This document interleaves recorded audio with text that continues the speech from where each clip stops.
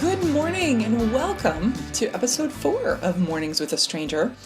Today I have a quote submitted by a longtime listener, first-time caller, to discuss. And that quote is by Boy George. Don't know when he said this, don't know the time frame that it happened in, but here's the quote. There's this illusion that homosexuals have sex and heterosexuals fall in love. That's completely untrue. Everybody wants to be loved. First of all, I think we can probably all agree that everybody wants to be loved. And the rest of the quote I think is pretty true with some additional pieces to it that I think George would fully agree with, but I guess I can't speak for him. If he'd like to speak for himself, I'm happy to have that discussion.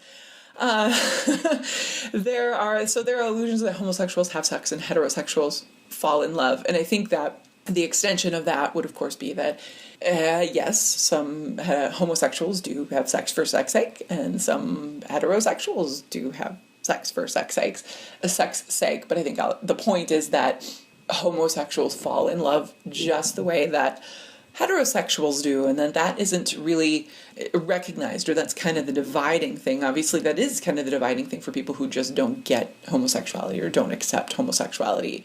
Some people have there's a lot of reasons people don't get that or don't want to get that, but I think even in accepting homosexuality, people who are like, oh, okay, that's fine with me, whatever, do your own thing, I do think there is still that kind of dividing line. There is sort of, some people take a while to really understand, and I know that it's culture, it's what we see on TV, and it's perhaps not knowing a homosexual couple, that there is still this perception that there is a difference, right? That there is more, homosexuals are more based in sex.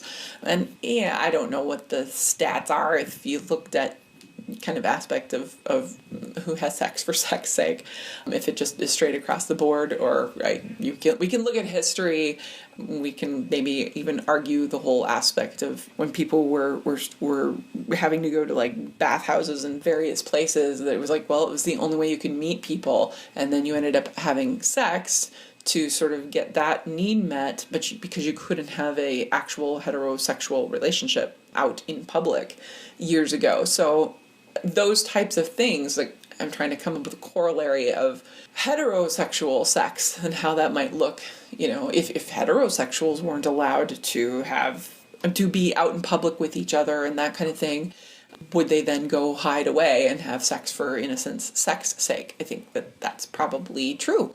I think we can point to a lot of things that happen right now that we can point to that's totally true, or could potentially be true. But I do think we've got a lot of things in history that kind of lead people to thinking that and don't understand the bigger picture of it. And then I remember talking about this in one of my classes in college. There was the whole concept of when we think of heterosexuals, or when we think of a heterosexual couple, nobody is probably a strong word. Most people don't go to thinking of heterosexual couple, how do they have sex?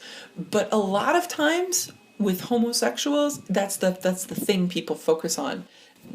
You see the homosexual couple and you're like, the how they have sex is what kind of comes into some people's mind. And if you hear people's language, and not so much anymore, but years ago, that was the first thing people brought up when a heterosexual, there was, either it was sort of done in an non kind of rude way, but the sexual piece of that was really kind of brought into that space of that discussion of that relationship. And if it wasn't straight up crude about how they had sex. We hear this more often with men saying this about lesbian couples. That is something I still really do hear it more often, and I certainly hear the male homosexual relationships get brought up too, but it's kind of in a group of men, especially men who are more on the homophobic side. If a lesbian couple gets brought up, or two women, then it's the instant discussion is having sex. That doesn't really happen so much with heterosexual couples. So I remember that getting brought up in class, and we kind of agreed with it, but then we kind of examined it a little bit as conversations went on completely outside of our classroom, and you kind of noticed that there was this different focus. on heterosexuals, that was sort of the thing. You talk about a married couple, and that's not where people's minds go, if that makes sense. So yeah, I think that there is a lot of truth and misunderstanding to heterosexual sex.